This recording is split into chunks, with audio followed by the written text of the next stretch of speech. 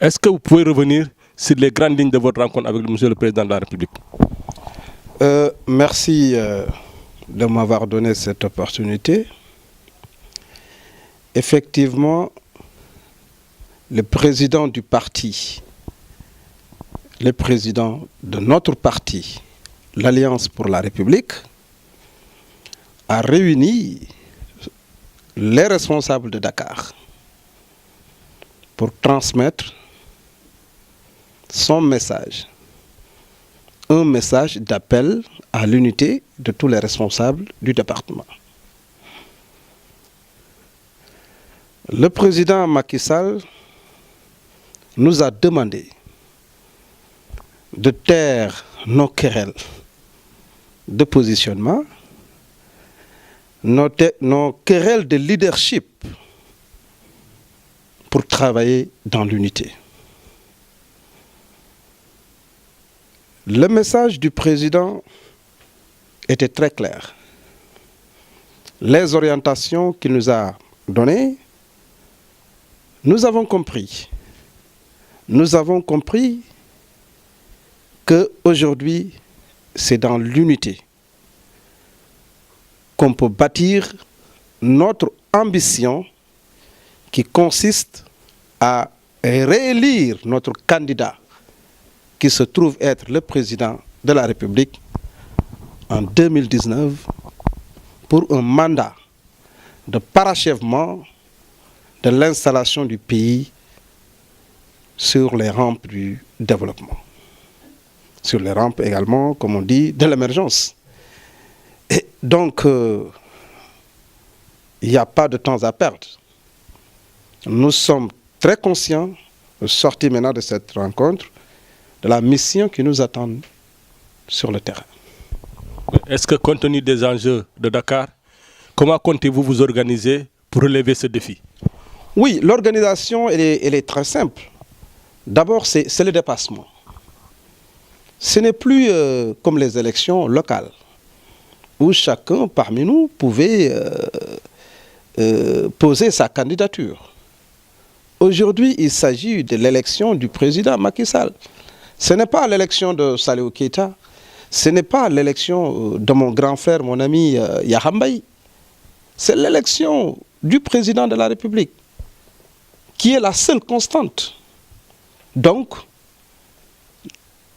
il est tout à fait normal que chacun parmi nous accepte de travailler dans l'unité pour pouvoir faciliter le travail sur le terrain, pour pouvoir faciliter cette réélection qui consiste qui est pour moi un objectif électoral. Très clair. Qu'est-ce qui fait que spécifiquement le président de la République lui-même insiste au niveau des responsables de Dakar ou qu'ils s'unissent davantage pour pouvoir lui donner un second mandat?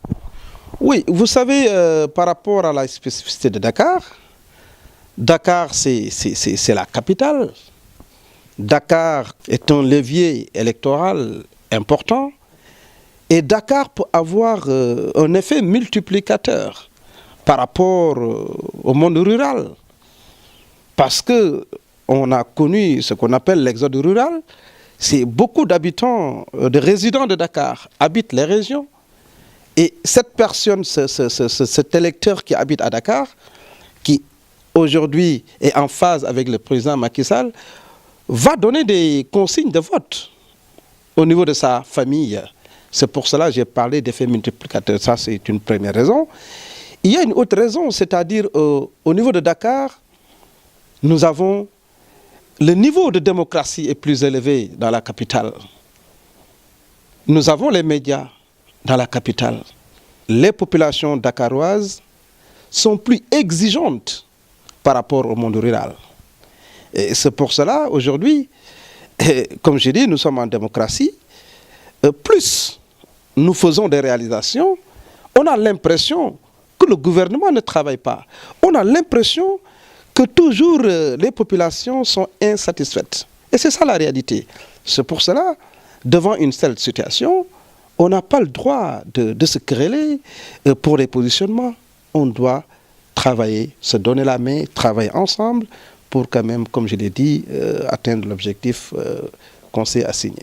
Mais est-ce que vous pensez que les responsables de Dakar que vous êtes sont suffisamment capacités pour pouvoir relever ce défi? Oh, nous sommes des politiques.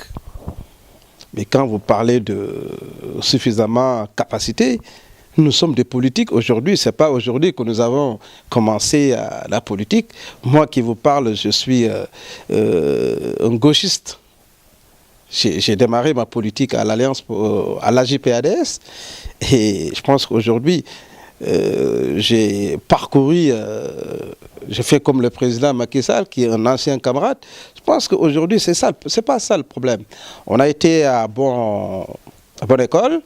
Aujourd'hui, ce qu'il faut, c'est en fait relever les défis de l'animation. Parce que le président du parti a constaté une certaine léthargie au niveau de toutes les communes.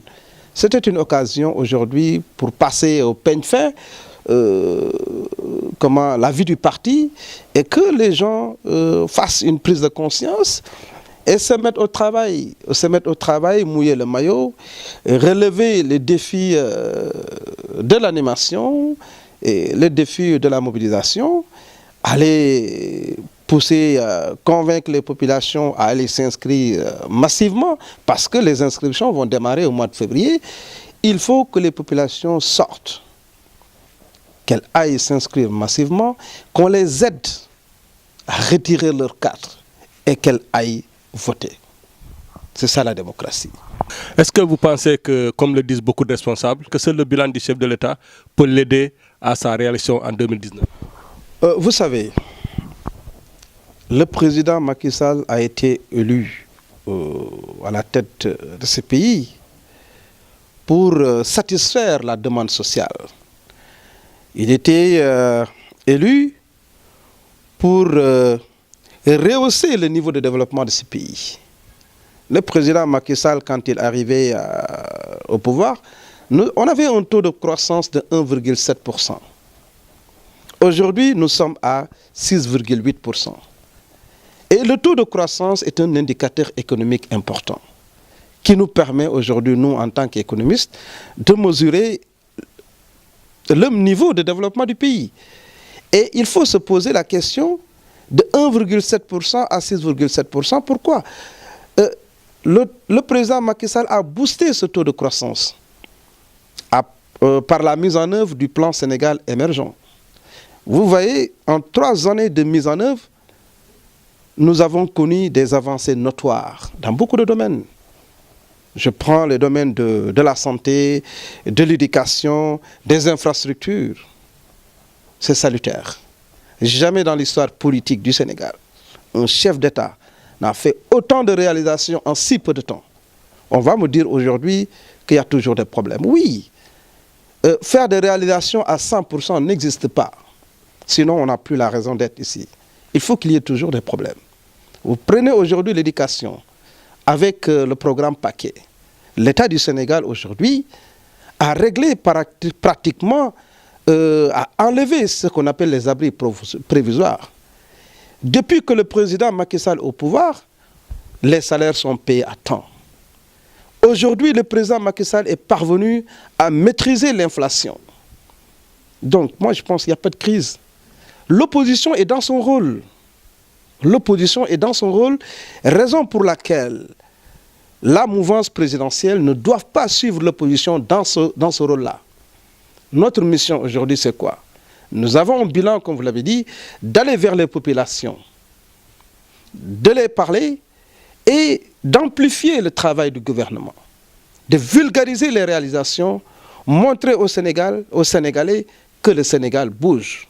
C'est pour cela, vous me donnez l'occasion aujourd'hui, en ma qualité de président du mouvement Croissance à 2 chiffres pour l'émergence, pour dire qu'il n'y a pas d'impossible en économie.